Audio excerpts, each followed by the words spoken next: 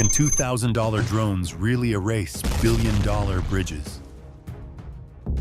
At 2:45 a.m. on August 27, 2025, the quiet skies above the Belgorod border suddenly came alive. 50 scrap-built drones lifted from garages and abandoned warehouses, their engines buzzing like a swarm of insects cutting through the night. Each drone carried a crude payload, fertilizer packed with fragments of steel, a weapon that looked weak but promised chaos.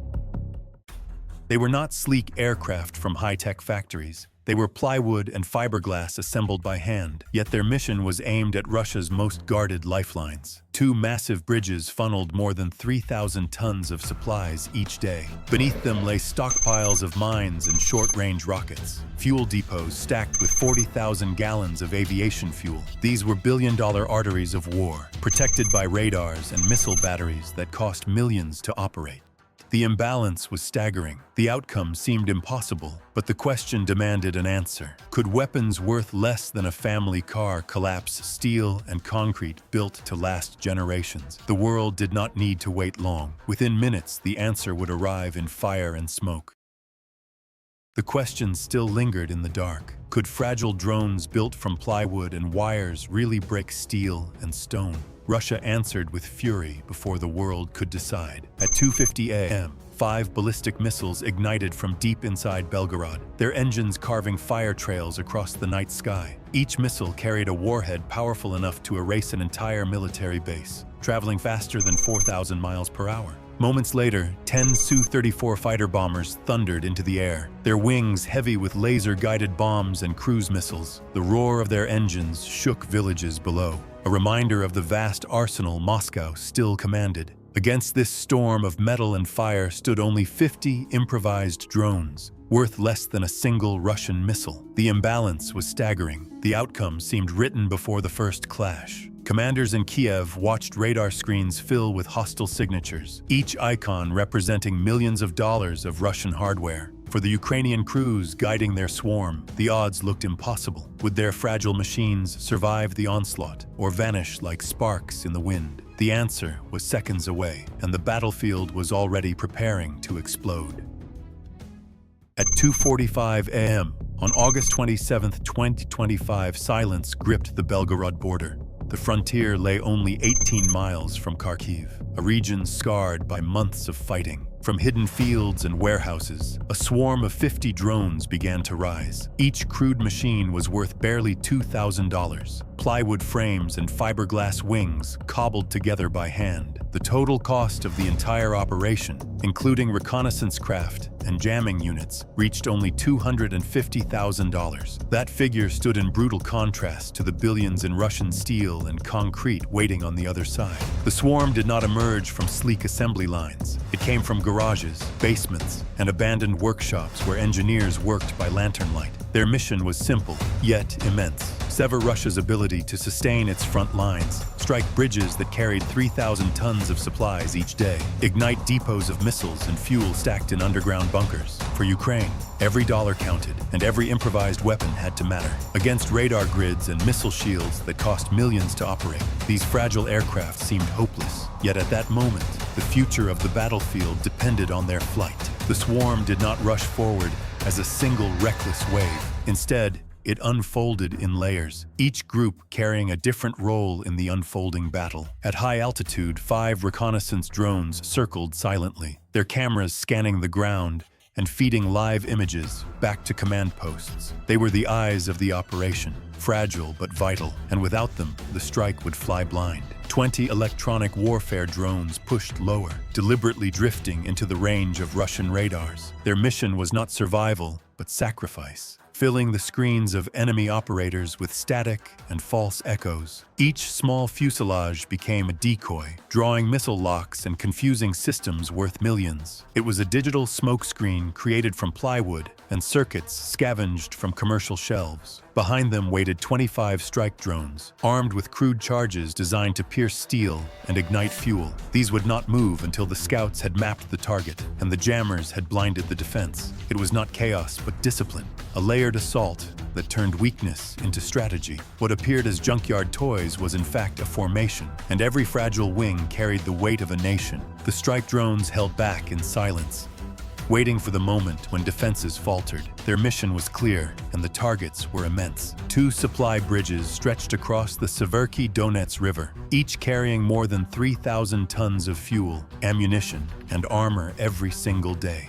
Beneath the soil near the riverbank lay hidden bunkers filled with 500 mines and at least 200 short-range missiles. Nearby fuel tanks stored more than 40,000 gallons of aviation fuel, enough to feed squadrons of aircraft for weeks. Each fragile drone cost about $2,000, yet every target loomed with a value in the tens of millions. For every plywood wing and salvaged engine, there stood a steel artery of war built at enormous expense. The imbalance was staggering, the potential reward impossible to ignore. If those bridges fell, Russian forces along the Kharkiv line would be starved of supplies. If the depots ignited, Moscow's front line would bleed weapons and fuel faster than it could replace them. The genius of the plan lay in its brutal simplicity. For every scrap drone launched, a fortune in Russian hardware waited to explode. The formation pressed deeper into Belgorod airspace when the first signs of trouble appeared. The 20 electronic warfare drones, those fragile machines carrying the burden of blinding Russian defenses, suddenly faltered. A burst of static jammed their GPS links. Screens flickered, and 3 units drifted off course. In the darkness, they veered dangerously close to the 5 reconnaissance drones circling high above. For a moment, the entire network trembled on the edge of collapse. If the scouts were lost, the strike drones would be blind. Without their live feed, the plywood attackers would fly straight into fortified fire zones. Russian radar sites tracked the disturbance, locking dozens of missiles onto the swarm. 40 launchers stood ready, and 300 radar systems painted the sky with beams of power. Any squadron of jets would have been erased in seconds. But the very weakness of the Ukrainian machines became their shield. They were too small, too slow, too cheap. The S-300 and Buk systems were built to kill supersonic aircraft, not wooden wings buzzing like motorcycles. Missiles worth $2 million each screamed upward, only to miss targets that cost less than a family car. Within minutes, more than $100 million of Russian firepower had vanished into empty air. Operators in Kiev restored the drifting units, pulling them back into formation. What seemed like a fatal weakness transformed into a weapon. Vulnerability had become strategy, and the swarm pushed forward again with new momentum. The swarm tightened its formation as the targets loomed ahead. The first wave of 5 strike drones broke away and dove steeply toward a cluster of fuel tanks near the riverbank. Their crude charges struck with precision, igniting more than 40,000 gallons of aviation fuel. A column of fire roared 600 feet into the sky, lighting villages 12 miles away and shattering glass with the shockwave. The second wave of 10 drones raced into the heart of the ammunition bunkers. Their shaped charges pierced reinforced concrete, detonating stockpiles of rockets and shells. Secondary explosions ripped through the compound, fireballs erupting from the earth like volcanic bursts. Entire blocks of the depot vanished in blasts that shook the ground, leaving Russian soldiers stumbling through smoke and chaos. Machine guns barked wildly from sandbagged emplacements, but the drones flew slowly, weaving along pre-programmed paths that no trigger finger could disrupt. The third wave descended toward hidden structures carved into the hillside. Their payloads detonated in unison, collapsing tunnels and storage caverns. Seismic sensors in Kharkiv registered the blasts as a 2.1 earthquake, proof of the sheer violence unleashed. What Russia had believed impregnable was burning, cracking, and falling apart. Within minutes, the depot became an inferno, a graveyard of steel and fire. Ukraine's weakest-looking weapons had reduced Moscow's fortress to smoldering ruin. With the depot in flames, the swarm turned toward its final targets. 2 massive supply bridges spanning the Severky Donets River. Each day, these arteries carried more than 3,000 tons of fuel, ammunition, and armored vehicles into the Kharkiv front. Their collapse would strangle Russian logistics in a single night. Moscow had prepared for this threat, planting more than 150 demolition mines beneath the concrete pylons. The explosives were intended to deny advancing Ukrainian armor, but fate would twist that plan. The first wave of 8 drones skimmed low across the river, engines buzzing like hornets against the water. Tracer fire streaked overhead as Russian guards emptied belts of heavy machine gun rounds. 2 drones disintegrated in midair, yet 6 pressed forward. They slammed directly into the hidden mine caches, triggering a synchronized detonation that shook the valley. A shockwave tore through the foundations, and the central span of the first bridge folded inward, collapsing into the current with a thunderous roar. The second wave of 7 drones dove toward the second crossing. Fuel trucks crawled across the roadway, attempting a desperate passage. The impacts turned them into fireballs, flames cascading across the steel supports. Within minutes, 70% of the structure was warped and broken, the roadway sagging until it split apart. By 3:35 a.m., both bridges were skeletal wrecks. Satellite imagery confirmed what Ukrainian commanders already knew. Russia's most vital supply lines into Kharkiv had been severed beyond repair. The bridges had collapsed, the depots were burning, and Moscow could not remain silent. Retaliation came quickly, and it came with fury. At 4:20 a.m., 5 ballistic missiles lifted from hidden launch pads inside Belgorod. Their engines tore through the sky, accelerating past 4,500 miles per hour. Each missile carried a warhead powerful enough to level a forward operating base. The cost of a single launch ran into millions, but money no longer mattered. The Kremlin wanted blood. Moments later, 10 Su-34 fighter bombers rose into the night, their wings heavy with cruise missiles and guided bombs. The roar of their engines rattled windows in nearby villages, a brutal reminder of Russian strength. Their orders were simple: obliterate the Ukrainian base suspected of launching the swarm of drones. If successful, the strike would erase crews, equipment, and morale in one punishing blow. On radar screens across Kiev, icons multiplied as the retaliation wave surged forward. Ukrainian commanders had anticipated this moment for weeks. American intelligence warned of predictable Russian response patterns, and Ukraine had fortified its skies. Patriot PAC-3 batteries stood ready, their launch tubes angled upward. NASAMS units linked into a shared radar grid, each console displaying streams of incoming threats. Operators braced for the clash, fingers hovering over fire keys. The first Patriot salvo rose in a storm of smoke and fire. Each missile carried a price tag of $4 million, but every shot meant survival. Seconds stretched into eternity